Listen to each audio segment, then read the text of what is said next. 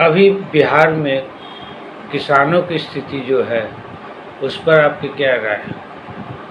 नमस्कार सर। बिहार में अभी जो किसानों की स्थिति है वो किसी से छिपी हुई नहीं है, न हमसे छिपी हुई है न आपसे छिपी हुई है। वर्तमान जो स्थिति है, हाल के दिनों में जो बेमौसम बारिश हुई थी उसमें कितना एकड़ किसानों का फसल तबाह हो गया। खड़ी फसल जो कटने के लायक थी, जो तैयार फसल थी, किसान अपना पूरा ताकत पूरा लागत उसमें लगा चुके थे और बेमौसम बरसात में पूरी फसल बर्बाद हो गई। पहले तो वर्तमान जो स्थिति, जो ताज़े हालात हैं, उनका तुरंत आकलन करके सरकार को मुआवजा देना चाहिए और मुआवजा समय सीमा के अंदर घाटे का आकलन करके मिलना चाहिए। ऐसा नहीं कि सरकार का मतलब एक सिस्टम लगा देंगे, कमेटी बना देंगे, कमेटी रिपोर्ट देगी, रिपोर्ट में घाल-मिल होगा, क्षति होगा किसी और का, मुआवजा मिलेगा किसी और का। ऐसा भी होता है कभी कभी। हमारे जो किसान, जो कमज़ोर किसान हैं, जो जिला और ब्लॉक में नहीं जा पाते हैं रेगुलर, जिनकी पहुंच ऊपर तक नहीं है, सरकारी ऑफिसों में आज भी हमारे जो रियल कृषक हैं, सही किसान जाने से डरते हैं। वहाँ जो सिस्टम को इतना पेचीदा बना दिया जाता है, दौड़ाने का सिस्टम है, एक बार जाने पर काम नहीं होता है। इन सब चीज़ों से डरकर जो किसान, जिनकी वाजिब में क्षति होती है, वो नहीं पहुँच पाते हैं उन जगहों पर जहाँ मुआवजा मिलता है। इसलिए सीधा सीधी आकलन करके ईमानदार लोगों का टीम बनाया जाना चाहिए। वैसे लोगों का टीम जिनके दिल में किसानों के प्रति हमदर्दी हो, जो अंदर से चाहते हैं कि किसानों के हालत में सुधार हो, वैसे लोगों का टीम बना करके और किसान के क्षति का सही आकलन करके सीधा उनके मुआवजे की राशि किसान के अकाउंट में जाना चाहिए। ऐसा नहीं है कि वहाँ से सरकार संग कर देगी कि किसान को देना है एक मतलब 10 रुपया और किसान को मिलते मिलते हो जाता है 2 रुपया। ऐसा भी होता है हमारे हिंदुस्तान में।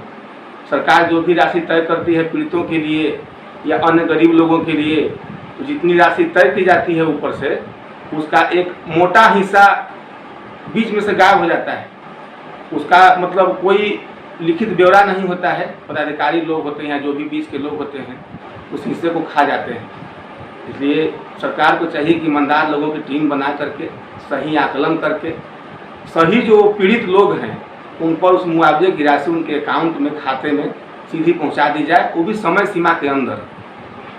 आपके कृषि मंत्री कहते हैं कि अभी पैक्स के द्वारा हम किसानों से अनाज की सही खरीद बिक्री कर रहे हैं। जी, तो ठीक ही कहते हैं कृषि मंत्री महोदय, गलत नहीं कहते हैं। लेकिन अकेले कृषि मंत्री क्या करेंगे जब पूरा सिस्टम उनके साथ नहीं होगा।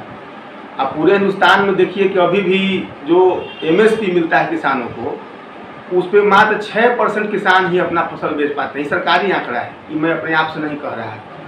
बाकी 94% किसान अभी भी अपनी फसल को जहाँ तहाँ बेचने पर विवश है। इसके पीछे कारण क्या है? एक तो जो 6% का दायरा है वो 100% होना चाहिए। किसान जो भी अपना फसल उपजाए और सरकार जो भी उसका MSP निर्धारित करती है, उस MSP पर किसान के पूरी उपज को खरीदने की व्यवस्था होनी चाहिए, तत्काल भुगतान की व्यवस्था होनी चाहिए।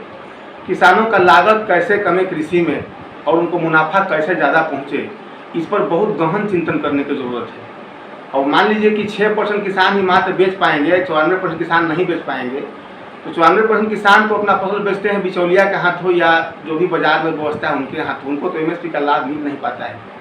इसलिए MSP का लाभ देने के लिए पहले इसका विस्तृत आकलन होना चाहिए, कितना % किसान हमको ये मतलब बेच रहे हैं MSP पर। ज़्यादा से ज़्यादा किसानों को लाभ पहुँचाने के लिए सरकार को MSP पर धान खरीदने के लिए बजट में बढ़ोतरी करना पड़ेगा। आज बिहार में कांग्रेस के राहुल गांधी आए हैं, उस पर आपकी क्या होता है? देखिए, कांग्रेस या विपक्ष के जो भी लोग आते हैं, यहाँ की भोली भाली जनता को बरगलाने आते हैं। कोई मुद्दा तो उनके पास रहा नहीं, किसी एक कौम की हिमायती तो रहे नहीं। मान लीजिए हम लोग किसान सेल में काम कर रहे हैं, क्या किए हैं राहुल गांधी या उनका सरकार क्या किया किसानों के लिए? हम तो जब से होश संभाले हैं, जब से मोदी जी की सरकार आई है, इतना सुंदर 3 कृषि कानून लाया गया था किसानों के लिए।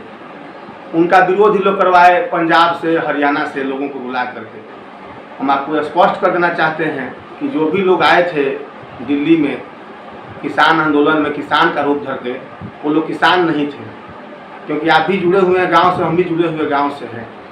किसी किसान की इतनी हैसियत नहीं कि अपना ट्रैक्टर लेकर के उतना उग्र रूप लेकर के दिल्ली में जाएगा धरना करने, प्रदर्शन करने, गाड़ी लेकर के, ट्रक लेकर के। जो भी लोग थे वो लोग मतलब किसान से जो किसान की उपज को जो खरीदने वाले आढ़ती होते हैं, जो किसान और मतलब व्यापारी के बीच बिचौलिए का काम करते हैं, वो बड़े किसान होते हैं।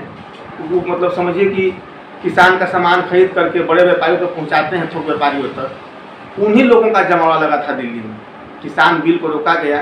ये समझिए किसानों के लिए जघन्य अपराध है। ये समझिए किसान के हत्या की कर देने के बराबर किसान के कई पीढ़ियों के भविष्य का गला घोट दिया इन लोगों ने। क्या था किसान बिल में खराब जो विरोध करने गए थे राहुल गांधी?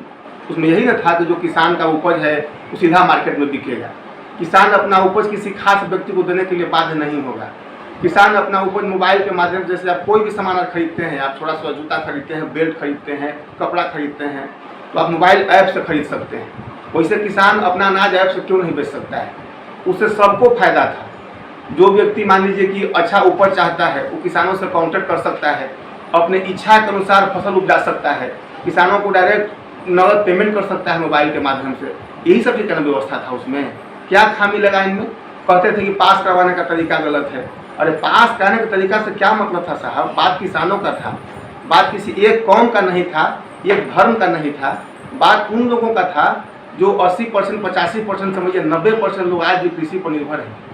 बड़े सुनिएगा, बड़े बड़े जगहों पर लोग बोलते हैं कि हमारे देश की 85% आबादी कृषि पर निर्भर है।